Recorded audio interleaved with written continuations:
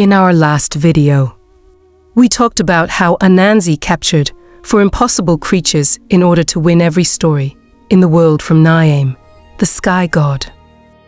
The first creature was captured because of its pride. The hornets, which were the second creatures, were captured because of their fear. While Osebo the leopard was captured by Anansi, being very patient. And the last one, which was the fairy, and also the most impossible of them all, was undone by her own courtesy. And when he was done, he brought all of them before Nyame the sky god. Then Nyame was forced to declare that every story in the world now belonged to Anansi. And that was how Anansi negotiated with Nyame and won. But remember that we said in our previous video that victory always has a way of revealing the parts of us that we thought we had outgrown.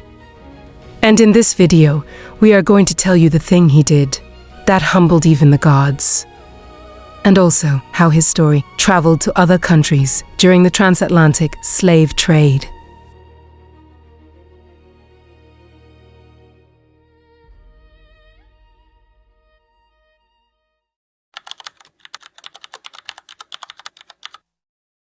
Anansi had just done what no kingdom, no great warrior, and what no divine being had ever managed.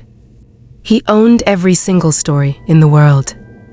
And standing there, after outsmarting God himself, something began to stir inside him. He began to question himself. If I own all the stories in the world, why not own all the wisdom too?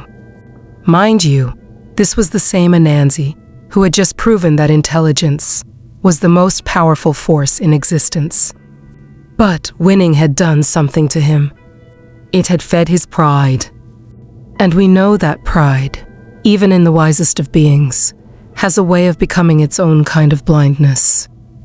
So he traveled across the earth and began collecting every piece of wisdom he could find. Every insight, every revelation, and every hard-earned truth that humanity had ever discovered. He gathered all of them and stored them inside a giant gourd pot. Then he looked at the pot and he thought to himself, if all this wisdom belongs to me alone, then I am above everyone, above every king, above every god, and even above his father Nyame. So he decided to climb to the top of a tall tree and hide them there, so that no one else could reach them. But there was a problem. With the pot tied to his front, he could not climb. And with the pot tied to his front, his arms were restricted. He could not climb. And no matter how many times he tried, he fell. And Anansi, who had outsmarted a python, a leopard, a swarm of hornets, and an invisible fairy, did not know how to climb a tree. Meanwhile, his son, Ntikuma, had just been watching him quietly from below the whole time.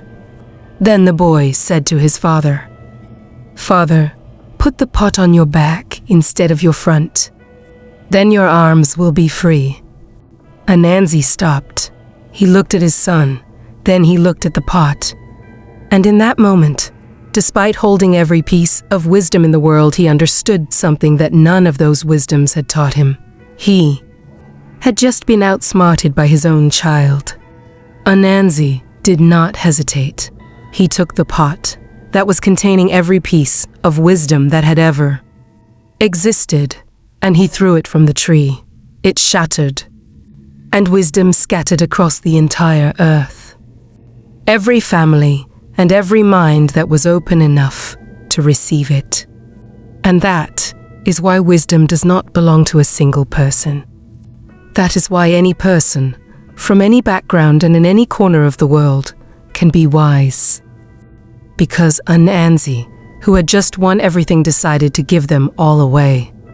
First the stories, then the wisdom.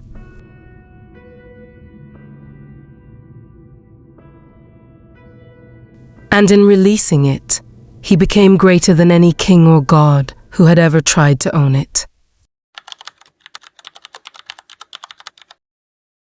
Now, here is where the story stops being mythology and becomes history.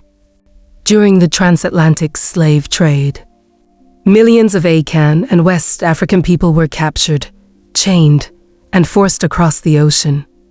They lost almost everything: their names, their languages, their homes and their families.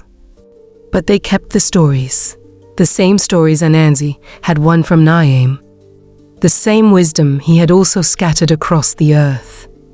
On the plantations, where enslaved people could not fight back openly, where resistance meant punishment or death, those stories of Anansi became something else entirely.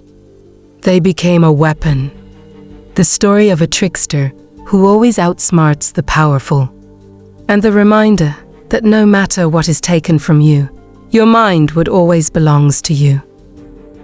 In South America, his spirit lived through the Brer Rabbit, another small and clever creature who found a way to beat bigger and stronger opponents every single time.